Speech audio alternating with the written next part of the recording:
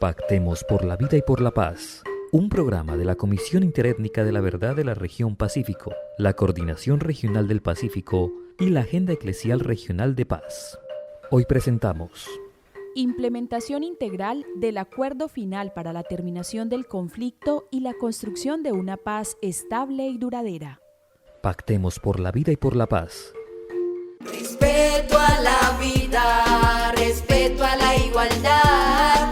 Son nuestras diferencias las que nos hacen comunidad. Montañas son sol y trueno, lluvia, viento y primavera. Si no aprendes a quererme, ¿cómo puedo yo quererte? Un saludo de paz y vida para el Pacífico y para toda Colombia. En el programa de hoy conversaremos sobre la implementación integral del Acuerdo Final para la Terminación del Conflicto y la construcción de una paz estable y duradera. Para ello, hoy tenemos a nuestro primer invitado, Diego Pérez, defensor de derechos humanos, asesor de la Coordinación Regional del Pacífico Colombiano y de la Agenda Eclesial Regional de Paz, quien nos hablará sobre los avances en el punto 1, reforma rural integral, y el punto 4, la solución al problema de las drogas ilícitas a través de la implementación del Programa Nacional Integral de Sustitución de Cultivos de Uso Ilícito, PENIS. Bienvenido, Diego, a nuestro programa Pactemos por la Vida y la Paz. Empecemos por hablar de los avances en el punto 1 del acuerdo. El balance que podemos hacer sobre el primer punto del acuerdo, que tiene que ver con la reforma rural integral, podemos señalar lo siguiente después de 4 años de implementado el acuerdo. Lo primero de ellos es que hay un gran déficit respecto del tema de restitución de tierras y del fondo de tierras para restaurar los derechos de las víctimas que fueron despojadas y desplazadas durante el conflicto. Es muy poco lo que se ha hecho en términos de la entrega de tierras a través del fondo de tierras contemplado en el punto 1 del Acuerdo de La Habana. En este punto también se habla de la formulación de los planes de desarrollo con enfoque territorial PEDET. ¿Cuál es el balance sobre esta herramienta? Los planes de desarrollo con enfoque territorial generaron una gran expectativa, especialmente a las víctimas, porque se consideraba que allí era donde se iban a empezar a generar las transformaciones fundamentales de los factores que generaron el conflicto armado, como tiene que ver con todo el tema del desarrollo rural integral y el tema de la tierra. Como es sabido, a los 4 años de la firma del acuerdo se han formulado los PEDETs a partir de unos ejercicios participativos. Quedan, sin embargo, muchas dudas de los criterios con los cuales se priorizaron las iniciativas que las comunidades y las organizaciones campesinas, étnicas, afroindígenas aportaron a la formulación de estos PEDET. Muchas de las iniciativas de mayor interés y de mayor preocupación para las comunidades no quedaron incorporadas definitivamente en los PEDET. El segundo elemento de los PEDET tiene que ver con la financiación. No están garantizados y asegurados los recursos necesarios que se requieren para empezar la implementación de los PEDET. Se han iniciado algunos proyectos que con este criterio de prioridad que ahora mencionamos tienen que ver fundamentalmente con algunas obras de infraestructura y algunos elementos de formación, de capacitación, pero en derechos fundamentales como el tema mismo de la tierra, el tema de fortalecimiento de las economías campesinas, la salud, etcétera, están todavía sin iniciarse en su implementación. El tercer aspecto que queremos señalar tiene que ver con los problemas de la coordinación institucional. En los territorios se ha entregado buena parte de la responsabilidad de la implementación de los PEDETs a las alcaldías y a los municipios, muchos de ellos sin contar no solo con recursos, sino con la infraestructura institucional necesaria para poder dar inicio a la implementación de esos PD. Pero entre tanto se entrecruzan otros elementos de la institucionalidad que desde el gobierno central y desde el Estado central se dirigen hacia los territorios para esa implementación de los PD sin niveles importantes de coordinación. El Instituto Kroc en su último informe ha señalado este problema de la descoordinación institucional como uno de los principales problemas que están obstaculizando la implementación del acuerdo de paz, especialmente en este punto 1 del acuerdo. Gracias, Diego, por este valioso balance sobre el punto 1. Ahora cuéntenos cuál es el avance correspondiente al punto 4, la solución al problema de las drogas ilícitas a través de la implementación del Programa Nacional Integral de Sustitución de Cultivos de Uso Ilícito, PENIS. Hay una relación directa, intrínseca, digamos, entre el punto 1 del acuerdo de paz y el punto 4 que tiene que ver con los planes nacionales integrales de sustitución de cultivos.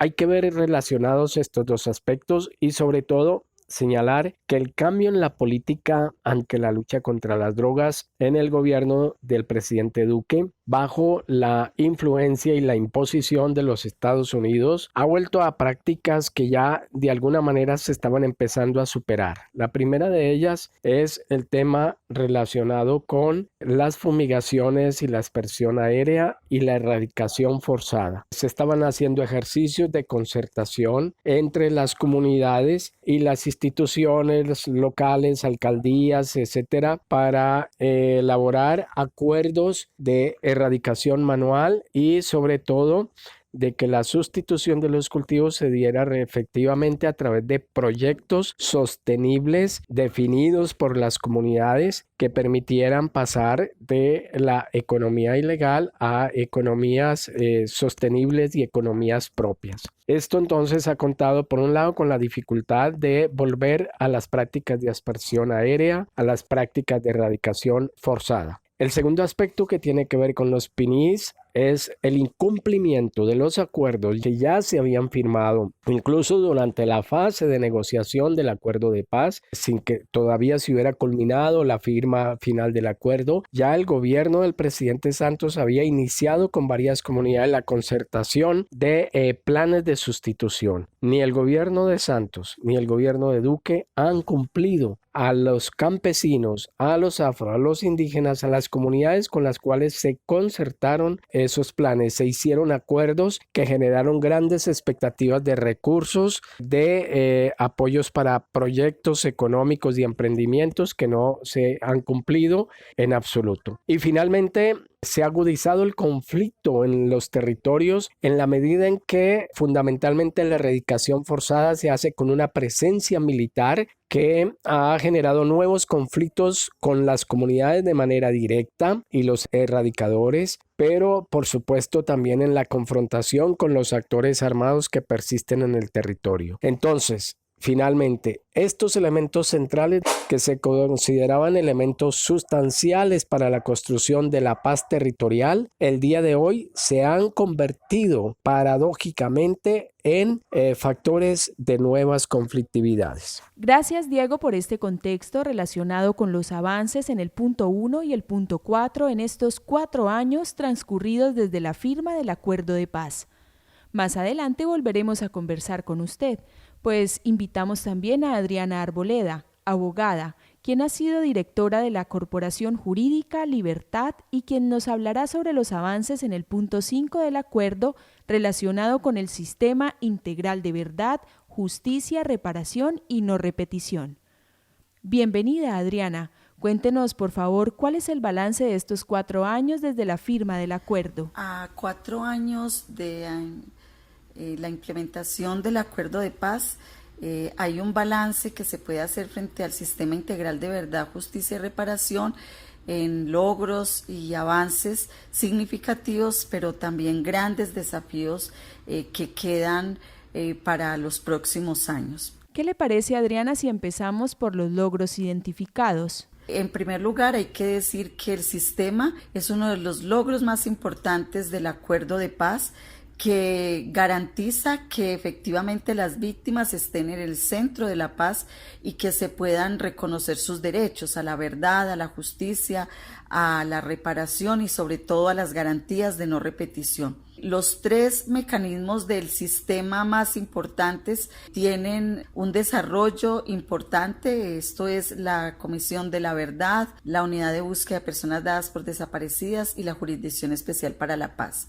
En cuanto a la JEP, hay que decir que hay varios casos colectivos abiertos, 7 en total, y se ha podido documentar la situación de graves violaciones a los derechos humanos en territorios específicos del país, como es el caso del norte del Cauca, de los municipios de Tumaco, Ricaurte y Barbacoas en Nariño, o el caso de los municipios que comprenden el Urabá antioqueño y chocuano. Esto es importante porque los comparecientes tanto de las FARC como de agentes estatales tendrán que dar información efectiva sobre los daños causados, sobre las causas y motivaciones de los crímenes que se cometieron en el marco del régimen de condicionalidad. Esto será fundamental para determinar cuáles deben ser las sanciones y cuáles deben ser los procesos de reparación hacia las víctimas. También pues se abrió el caso de reclutamiento forzado, el tema de niños, niñas y adolescentes, el tema de secuestro y el tema de ejecuciones extrajudiciales. Hay, sin embargo, desafíos en la JEP porque casos como el de la situación de agresión a las mujeres y población LGBTI, lo mismo que el caso sobre pueblos indígenas o afrodescendientes, el caso sobre desapariciones forzadas sigue sin abrirse y realmente son temas muy significativos en el país que ameritan que sean tratados con urgencia por parte de la Jurisdicción Especial para la Paz. También es muy importante que se profundice en el enfoque territorial y en el tema de la participación, que aunque ha habido avances, pues sigue siendo un mecanismo muy centralizado que no está llegando a los territorios. En el caso de la Unidad de Búsqueda de Personas Dadas por Desaparecidas, ya se cuenta con un Plan Nacional de Búsqueda. Hay 17 equipos de despliegue territorial en varios departamentos del país. En el Pacífico realmente hay presencia en Nariño, en Cauca, en Chocó y Valle del Cauca. Y hay también unos equipos satélites que han permitido ir documentando la situación de desaparición forzada y otras formas de desaparición que van a permitir que se tengan los planes regionales y los planes locales de búsqueda. Sin embargo, es necesario que se cuente con un trabajo más articulado con las organizaciones étnico-territoriales y con las organizaciones de familiares en general para poder avanzar rápidamente en estos planes.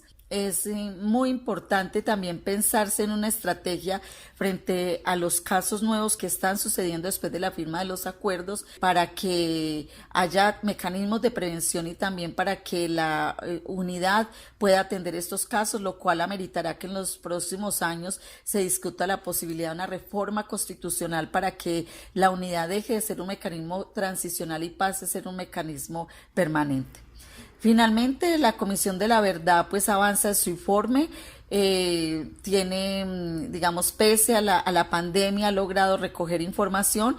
Sin embargo, hay muchas dudas por la contrastación de información y por saber cómo va a ser atendido el tema de los daños al territorio, los crímenes de Estado y sobre todo pues lo que ha sido la agresión contra pueblos indígenas, afrodescendientes y el caso de las mujeres, sabiendo que este año hubo poca posibilidad de hacer un trabajo directo con las víctimas, directo con las comunidades. Usted ya nos ha mencionado algunos desafíos, pero cuéntenos cuáles considera que son los principales desafíos en la implementación del punto 5 del acuerdo. Hay grandes desafíos.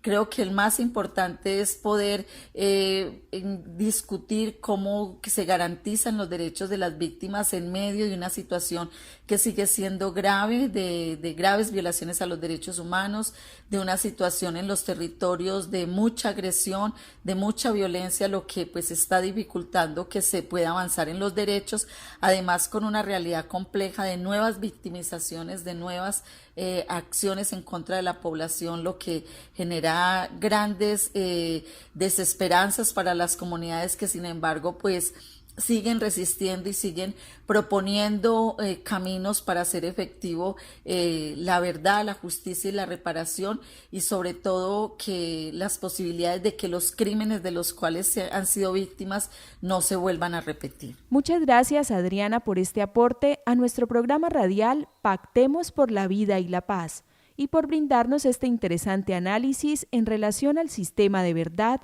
justicia, reparación y no repetición. Aprovechamos para invitar a toda la audiencia a firmar el Pacto por la Vida y la Paz. ¿Cansados de escuchar noticias de jóvenes asesinados, líderes sociales masacrados y una paz incumplida? Sí, manito. Si te indigna esta situación, te invitamos a participar en el lanzamiento del Pacto por la Vida y la Paz, desde el Pacífico y Suroccidente para toda Colombia. Respetar la vida para construir paz. El Pacto por la Vida y por la Paz se viene gestando desde el Pacífico y el suroccidente para toda Colombia. Es un pacto suscrito por organizaciones, instituciones de gobierno, académicos, personajes representativos a nivel nacional y por la ciudadanía en general. Seguimos invitando a la comunidad nacional e internacional a que se suscriba a este llamado por la vida y la paz. ¿Cómo podemos hacerlo? Hay varios medios. A través de las redes sociales de la CIV pueden encontrar un link de change.org en el que pueden firmar la petición de manera virtual. También pueden comunicarse al correo comunicaciones@verdadpacifico.org y manifestar su intención de hacer parte activa de esta iniciativa. Respeto a la vida, respeto a la igualdad, son nuestras diferencias las que nos hacen comunidad. Respeto a la vida, respeto a la igualdad, son nuestras diferencias las que nos hacen comunidad. Bueno, después de esta invitación a suscribirse al Pacto por la Vida y por la Paz, retomamos nuestra conversación con Diego Pérez, quien esta vez nos hablará sobre los avances en relación a la reincorporación de los excombatientes y sobre cuáles son los hechos y los avances ocurridos en estos 4 años desde la firma del Acuerdo de Paz.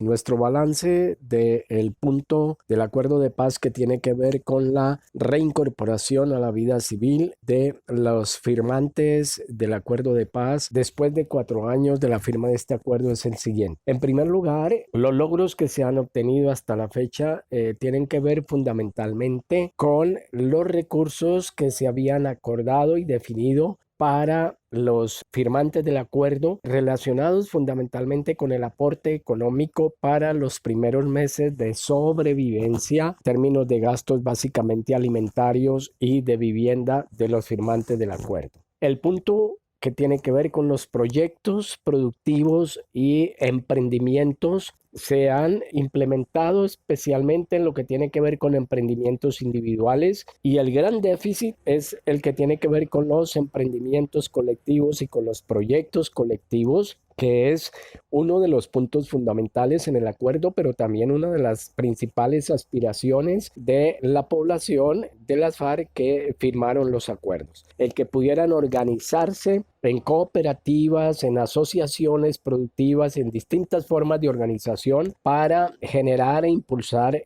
proyectos productivos de manera colectiva en formas de economía solidaria. Este punto presenta un impresionante déficit, y los proyectos colectivos, que 4 o 5 proyectos que a la fecha están funcionando, es porque ha sido fundamentalmente con el apoyo de la cooperación internacional. El otro elemento que queremos señalar respecto de este tema tiene que ver con los asuntos de la seguridad. Como es bien sabido por todas, a la fecha más de 220 firmantes del acuerdo, hombres y mujeres, y algunos familiares de los firmantes del acuerdo han sido asesinados. Este elemento es muy preocupante, dado que uno de los puntos también del acuerdo tiene que ver con el compromiso del Estado colombiano de generar una política pública que controlara y eliminara aquellos grupos armados que surgieran después de los acuerdos y que controlara y garantizara la seguridad y la protección para las personas firmantes del acuerdo. Eso no se ha cumplido, es un punto en el cual prácticamente se está en cero en términos de política pública, de protección y de garantías de seguridad,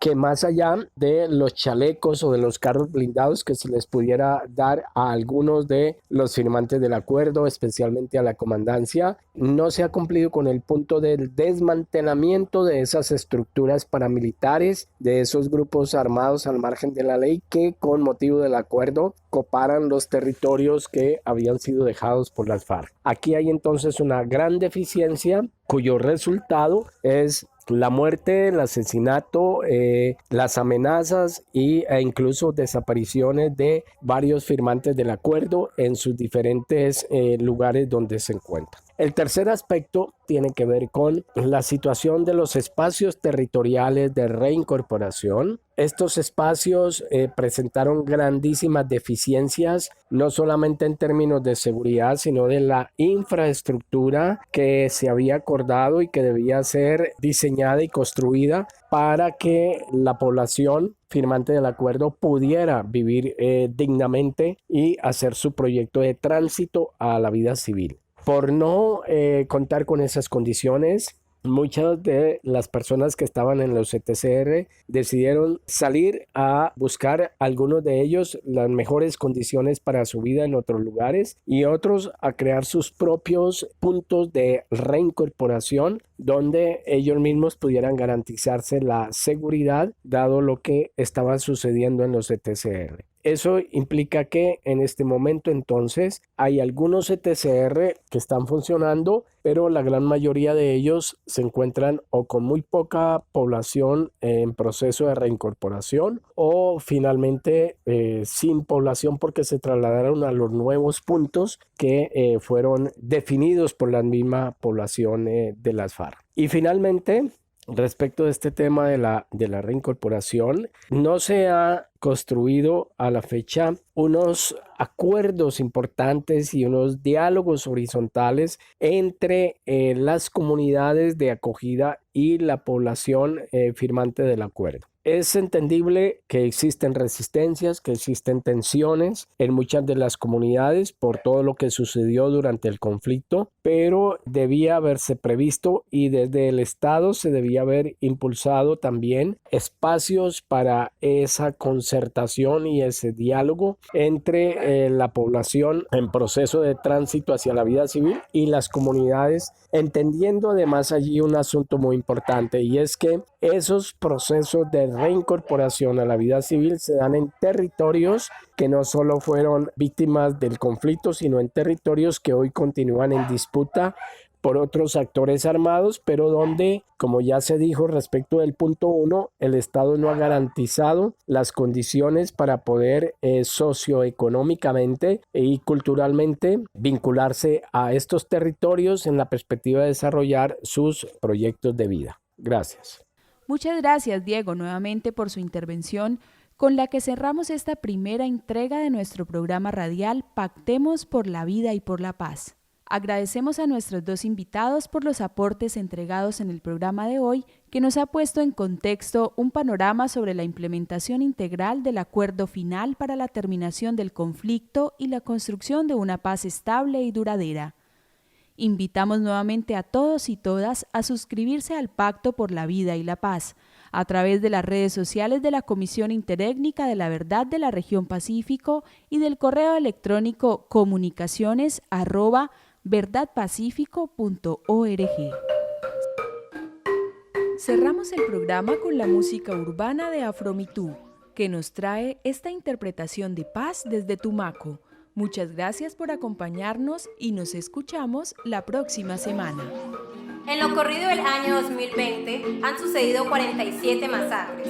Este ha sido el año más violento desde la firma de los acuerdos de paz.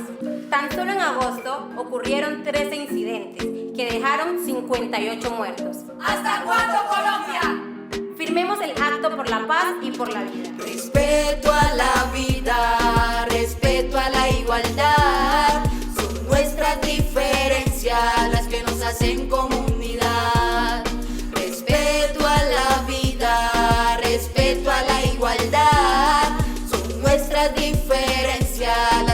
hacen comunidad.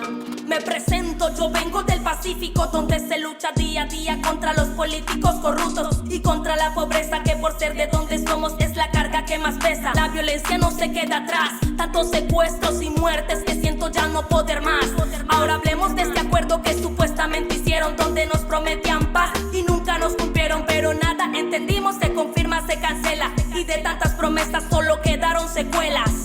Merecemos respeto, tratarnos por iguales. Todos somos seres humanos y hay que levantar la mano, todo a nivelarse. Hoy alzo mi voz por aquellos que no están. Hoy alzo la bandera blanca en busca de la paz. Aquí todo no está normal y nada que se acaba la violencia. Menores que matan, el inocente es que paga y muchas corrupciones. Dios que los perdone, por culpa de aquello están muriendo muchos jóvenes.